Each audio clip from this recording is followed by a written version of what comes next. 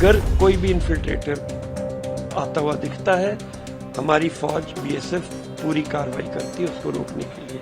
अभी parliamentary election के समय में लगभग 3 महीने के लिए 50% के लगभग फोर्स वहां से विड्रॉन थी।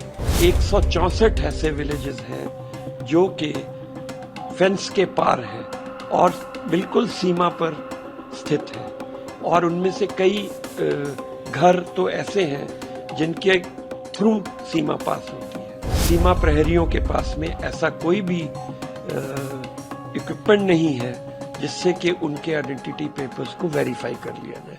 मैं ममता बनर्जी साहिबा की इस स्टेटमेंट को पूरी तरह से खारिज करता हूं। बीएसएफ अपना काम पूरी निष्ठा से कर रही है और वो कभी भी किसी भी इन्फिल्ट्रेटर को डेलिबरेटली अंदर आने के लिए एनकरेज नहीं करती, ना आने देती है। अगर कोई भी इन्फिल्ट्रेटर आता हुआ दिखता है, हमारी फौज बीएसएफ पूरी कार्रवाई करती है उसको रोकने के लिए। इन्फिल्ट्रेशन, इलीगल इन्फिल्ट्रेशन के कई कारण दूसरे हैं। जैसा पहला कारण ये है कि कई दफा सीमाओं पर विजिल बहुत कमजोर हो जाती, खास तौर पे इलेक्शन के समय में।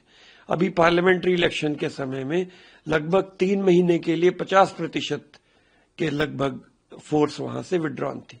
इससे सीमा पर विजिल बहुत कमजोर हो जाती है और इन्फिल्ट्रेटर्स को सीमा पर गैप मिल जाते हैं जिससे कि वो अंदर आ सकें।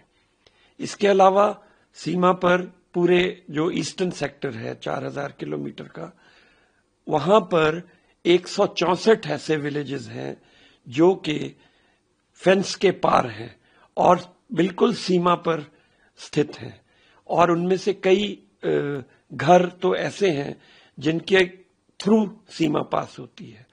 तो ऐसे में बांग्लादेशी नेशनल्स के लिए बहुत आसान हो जाता है कि वो वहां पर आकर रहें और अपने उनके पास में नकली इंडियन आइडेंटिटी पेपर्स तैयार टाउट्स द्वारा करके दे दिए जाते हैं, और जब वो सीमा से फेंस से क्रॉस करने की कोशिश करते हैं तो सीमा प्रहरियों के पास में ऐसा कोई भी इक्विपमेंट नहीं है जिससे कि उनके आइडेंटिटी पेपर्स को वेरीफाई कर लिया जाए।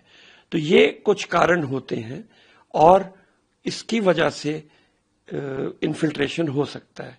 इसलिए जरूरी है कि सीमा प्रहरियों को आइडेंटिटी पेपर्स आइडेंटिफाई करने के लिए, उनकी जेन्युइननेस आइडेंटिफाई करने के लिए कुछ ऐसा इक्विपमेंट दिया जाए जिससे कि वो बांग्लादेशी और भारतीय नेशनल्स की पहचान कर सकें और इलीगल एंट्री को रोक सकें।